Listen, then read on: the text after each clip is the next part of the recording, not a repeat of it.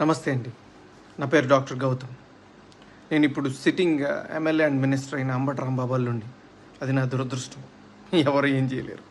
But ఈ video చేయాలా లేదా అని నేను చాలాసార్లు ఆలోచించి చేయటం నా బాధ్యత అని అనుకున్న తర్వాత నేను ఈ వీడియో చేస్తున్నాను. అంబటి రాంబాబు అంత నీచుడు, నికృష్టుడు, దరిద్రుడు, శవాల మీద పేలాలు ఏరుకునే రకాన్ని నేను నా జీవితంలో చూడలేదు.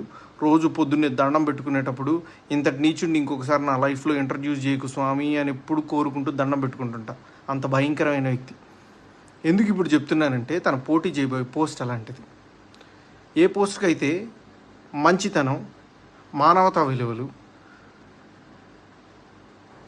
కనీసం బాధ్యత ఉండాలో వీటిల్లో అందరికీ 100% అందరికీ అన్నీ ఉండక్కర్లేదు.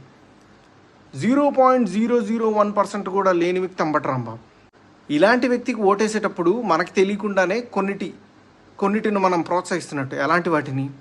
ఎవరైతే నిస్సిగ్గుగా ఎంత పెద్ద గొంతేసుకొని ఎంత పెద్ద అబద్ధాన్ని అరిచినా సరే దాన్ని నిజం చేయొచ్చు అన్న కాన్ఫిడెన్స్తో బతుకుతారో సమాజంలో, అలాంటి వాళ్ళకి ఓటేస్తున్నట్టు.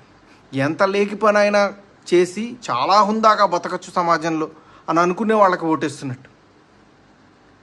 ఏదైనా చేసి సిగ్గు లేకుండా సిగ్గులేని తనాన్ని ప్రోత్సహించవచ్చు అని అనుకునే వాళ్ళకి మనం ఓటేస్తున్నట్టు.